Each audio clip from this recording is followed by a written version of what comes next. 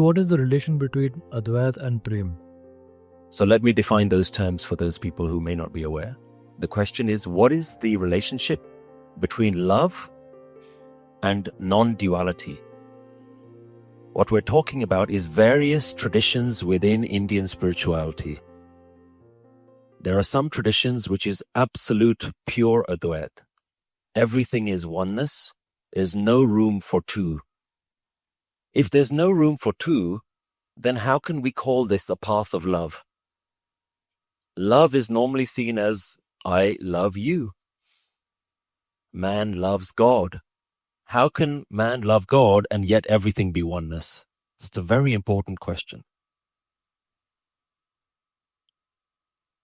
The traditional paths of Prem Bhakti that have existed in India have usually been Sargun Bhakti, where you are given a form, a Devi, a Devta, something for you to put all of your attention to and completely fall in love with it, so much so that you lose yourself. Guru Nanak Dev Ji focuses on Nirgun Bhakti, which is falling in love with something that has no shape, no form. Chakra chahen arbaran jahat arpat nahin jahe. Something that has no shape, no form, no color. How do you fall in love with something that has no shape, no form, no color? That is inside you and that is outside of you.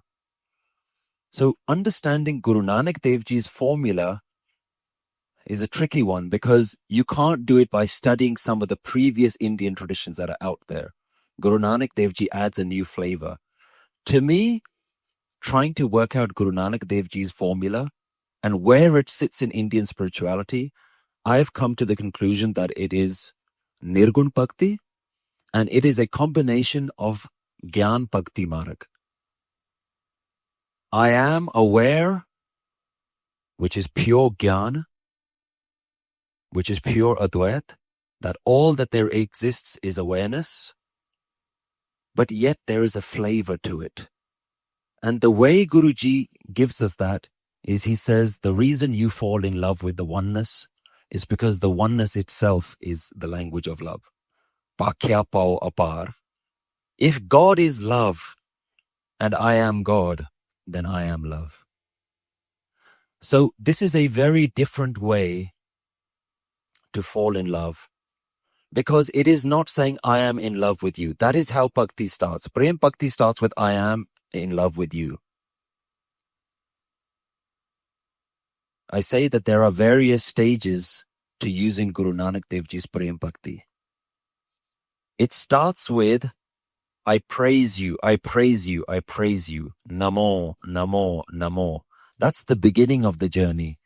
But eventually it has to become Name, Name, Name. That is what Nam is. Nam starts with Namo and ends with Name. There is no me, there is no me, there is only you. Tu hi tu, tu hi tu, tu hi tu. And in order to say tu hi, you have to be understanding what this tradition is. This is why this tradition really requires you to have Sangat that can help you understand where you're going, how to go further. This is the path of self-deleting. If you don't know that this is the path of self-deleting, then you are doing the wrong type of Naam Simran. And there is a wrong type of Naam Simran. Gurbani says, Manmukh har har kar thakke. The people who are in their egos and they're doing Waheguru, Waheguru, Waheguru, eventually they fail. There is a Manmukh way of doing Naam Simran. And that is that you don't ever break that duality. It's always about something else. Waheguru's always out there. That is the Manmukh way of doing Naam Simran because you haven't realized that the purpose of Naam Simran is to get rid of the self. That is the only obstacle. If you really want to know what ONKAR is, you have to get rid of me. I am. That is the ultimate path. Guru Nanak Dev Ji gives you a methodology where you're saying, tu hi, this is you, this is you, this is you, this is you, but most importantly, this is you. Then you get to the stage where you say, Aap japaye japaye so now, Aap gavaye so har gun gao. When you allow me to sing your name, then the name comes out of this mouth. So Nirgun Bhakti eventually is this sense of love where you're not in love with something, but you are just an outpouring of love. You are a fountain of love. You just become a song. And if someone else comes into your life that adds to that song, that's great. If they leave, that's great. You just continue singing your own song. You have to become a fountain. The fountain is not waiting for something else. It is just a fountain. It is just an outpouring. It is a waterfall. Can you be in love with yourself? Not the ego self, just the self itself, the I amness, the oneness, the beingness that is here. It's important, though, whenever we talk about these things, that we don't become too philosophical. Then we sort of lose the practicality of it all. So Guru Nanak Dev Ji makes it very simple. Practice falling in love with everything. Can you fall in love with this moment? There is no difference between Naam and Hukam. Naam is just another word for Hukam. Hukam is another word for this moment. That which is happening right now. Can you fall in love with this moment as it is? Most of us, this moment is always slightly uncomfortable. Even if you're sitting here now, your mind is thinking about, oh, how long is this going to go on for? Maybe I'd like to be outside. My chair is uncomfortable. Your mind is always trying to change the situation. Can you practice falling in love with this moment as it is? All your troubles are in this moment. All your problems are in this moment. All your blessings are in this moment. Can you just fall in love, surrender, let go, let go, let go. It's okay.